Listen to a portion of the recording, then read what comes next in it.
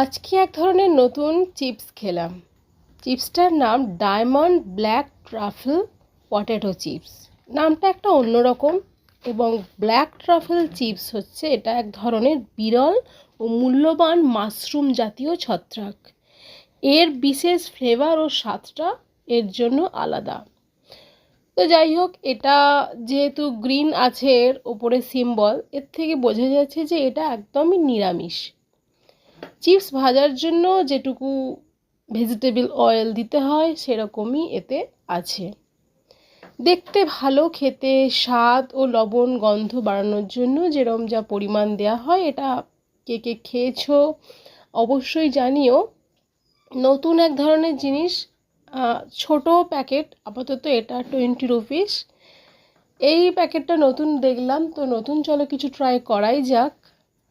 খেতে কি বলবো, আমার খুব একটা ভালো লাগেনি। তবে খুব ঝাল মশলাপাতি এরকম কিছু নেই, তো একদমই লাইট। যারা এরম ধরনের চিপস খাও তারা এগুলো খেতে পারো, খুবই ভালো। প্রত্যেকের স্বাদ ফ্লেভার আলাদা, রকমের টেস্ট আলাদা। তো ট্রাই করতে পারো নতুন ব্ল্যাক ট্রাফল পটেটো চিপস।